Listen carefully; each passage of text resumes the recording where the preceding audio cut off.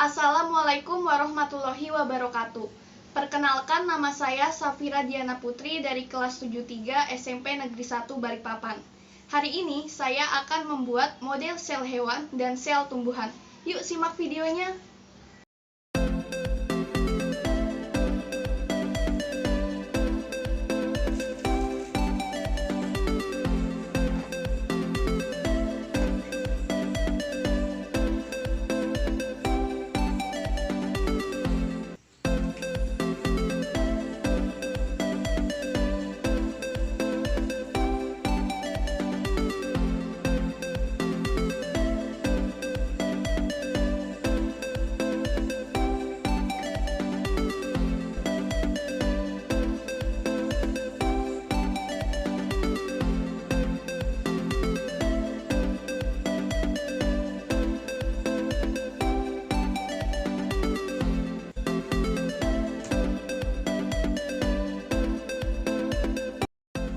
Beri garis pada bola.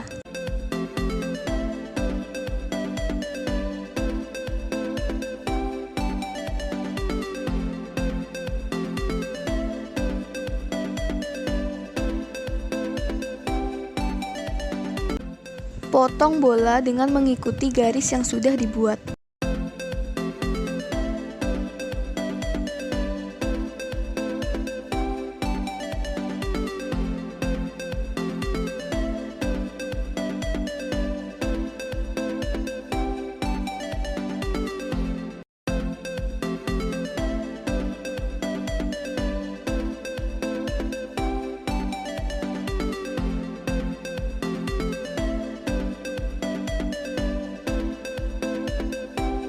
Gunakan potongan bola untuk membuat garis di styrofoam. Potong styrofoam mengikuti garis yang sudah dibuat.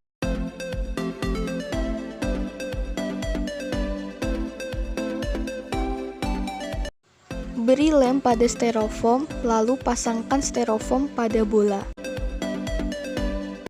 Pasang dua styrofoam pada bola. Potong bola pingpong menjadi 1/4 bagian, lalu beri warna menggunakan spidol.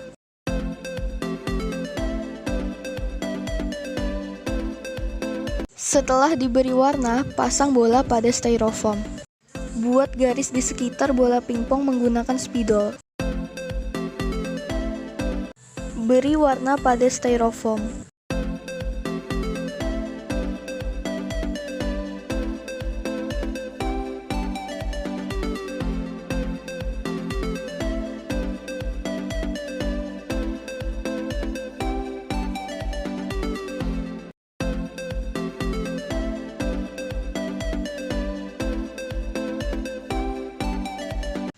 Gunakan styrofoam dan plastisin untuk membuat organel-organel sel pada sel hewan.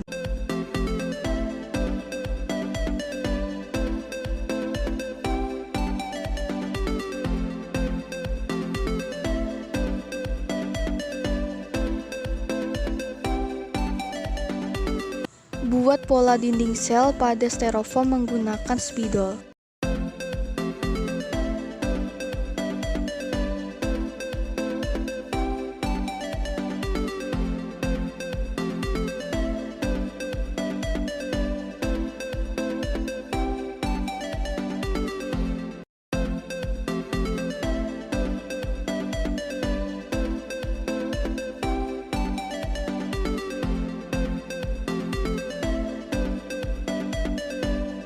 Potong styrofoam dengan mengikuti garis yang sudah dibuat.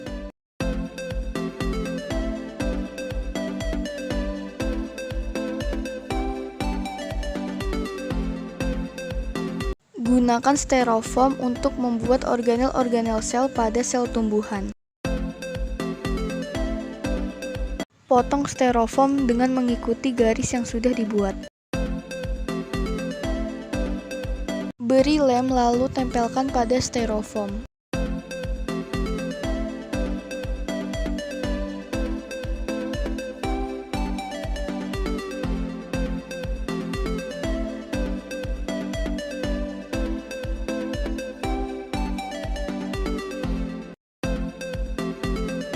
Lapisi styrofoam dengan lem.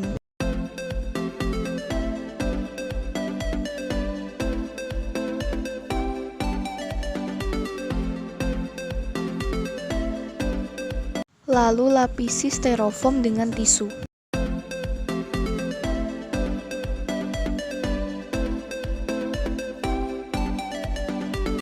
Beri warna pada styrofoam.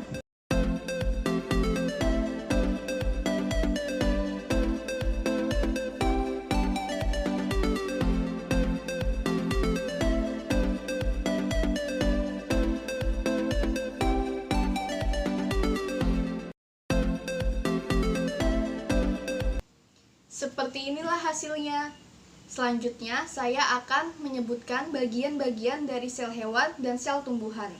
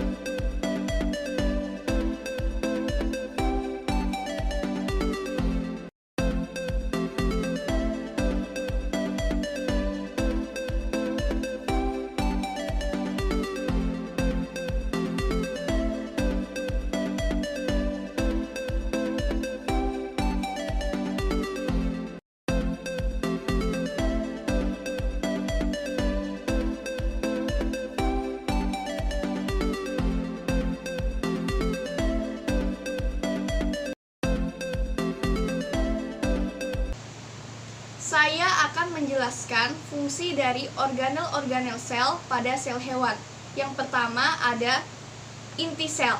Inti sel berfungsi untuk mengatur dan mengendalikan seluruh proses hidup termasuk perbanyakan sel, pertumbuhan sel, dan respirasi sel. Yang kedua ada retikulum endoplasma. Retikulum endoplasma ada dua, yaitu retikulum endoplasma kasar dan retikulum endoplasma halus. Retikulum endoplasma kasar berfungsi sebagai tempat sintesis protein, karena pada membran retikulum endoplasma kasar terdapat ribosom. Retikulum endoplasma halus berfungsi sebagai tempat sintesis lemak, metabolisme karbohidrat, dan detoksifikasi, serta transportasi molekul-molekul dari bagian sel satu ke bagian sel yang lain. Yang ketiga ada sitoplasma. Sitoplasma berfungsi sebagai tempat berlangsungnya reaksi kimia seperti proses perombakan bahan makanan untuk menghasilkan energi dan pembentukan protein. Yang keempat ada badan Golgi. Badan Golgi berfungsi sebagai tempat sintesis polisakarida, membentuk membran sel, membentuk kantong sekresi untuk membungkus zat yang akan dikeluarkan oleh sel, membentuk akrosom pada sperma, membentuk kuning telur pada sel telur, dan membentuk lisosom. Yang kelima ada mitokondria. Mitokondria merupakan tempat pembentukan energi untuk keperluan sel. Mitokondria ini digunakan sebagai tempat pemecahan molekul makanan sehingga dihasilkannya energi. Berkaitan dengan fungsi tersebut, mitokondria sering disebut sebagai the powerhouse of cell. Yang keenam ada ribosom. Ribosom berfungsi sebagai tempat sintesis protein. Yang ketujuh ada lisosom. Lisosom berperan dalam proses pencernaan. Yang kedelapan ada sitoskeleton. Sitoskeleton berfungsi untuk menyokong bentuk sel. Yang kesembilan ada sentriol. Sentriol berfungsi dalam pembelahan sel. Yang kesepuluh ada membran inti. Membran inti berfungsi sebagai pemisah antara inti sel dan sitoplasma sel. Yang ke-11 ada mikrotubulus. Mikrotubulus berfungsi untuk melindungi sel dan memberi bentuk pada sel.